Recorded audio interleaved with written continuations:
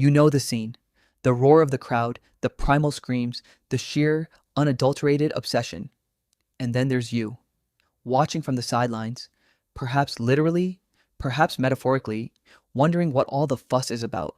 You don't get it, you don't feel it, and sometimes you feel a little out of place. But what if your brain isn't broken? What if it's just wired differently? Stay with me, because the psychology behind not obsessing over sports is far more fascinating than any game. For too long, not caring about sports has been framed as a defect, as if you're missing a crucial piece of the human experience. But the truth, backed by psychological science, is that your disinterest isn't a flaw. It's a distinct and often advantageous way your mind engages with the world. You're not boring, you're simply playing a different game. Consider this: even for global spectacles like the World Cup, nearly half the planet doesn't tune in. Yet, in many cultures, sports fandom is treated as a universal language, a mandatory social lubricant. If you don't speak it, you're often left feeling like an outsider. But what if this vast majority of non-fans are simply operating on a different psychological wavelength? At its core, sports fandom taps into something ancient within us: tribalism. Our ancestors survived by forming tight-knit groups, and our brains are still wired for that us versus them dynamic. When your team wins, your brain releases oxytocin, the bonding hormone, and dopamine, the rewarded chemical. It's a powerful cocktail that reinforces group identity. But here's the kicker: our brains evolved for tribes of about 150 people.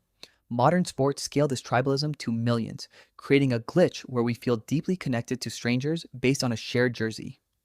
For those who don't feel this pull, it's not a lack of social instinct, but perhaps a more discerning tribal radar. Why do fans keep coming back, even after crushing defeats? Think of it like a slot machine. The unpredictability of a win, that sudden surge of victory, kicks your brain's dopamine system into high gear. This is called intermittent reinforcement, and it's incredibly addictive. The Chicago Cubs, for example, had a 104-year drought without a World Series win, yet their fans remained fiercely loyal, fueled by the hope of that next elusive reward. For non-sports fans, their dopamine systems simply aren't triggered by this vicarious competition. They don't get the same neurochemical payoff from watching others play, which means they're immune to this particular form of brain hijacking. Our brains have a finite attention budget. We can only process so much information and invest so much emotional energy. Sports fans often dedicate significant cognitive real estate to statistics, player narratives, and game analyses. For those who don't obsess over sports, that budget is simply allocated elsewhere. Perhaps to mastering a complex skill, delving into philosophical ideas, or creating art.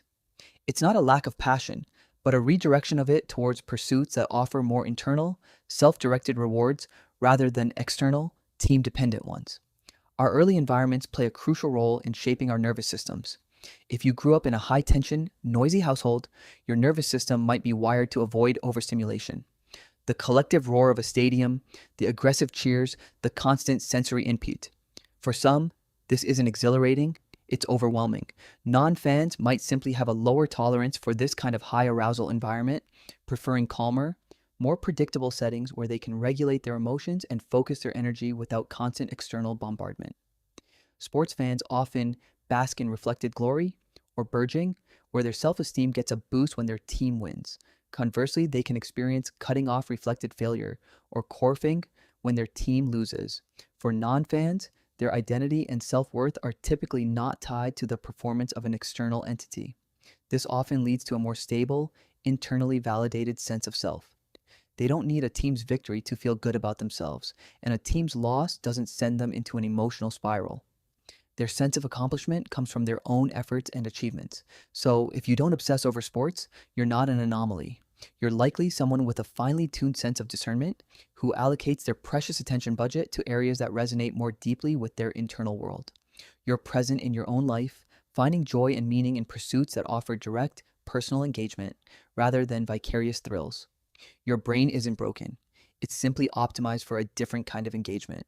We all have our passions, our obsessions, our sports. For some, it's a game. For others, it's art, science, music, or building something new. What's your sports? What do you pour your passion into? Share your thoughts in the comments below, and if you found this exploration insightful, hit that like button and subscribe for more deep dives into the human psyche. Thanks for watching.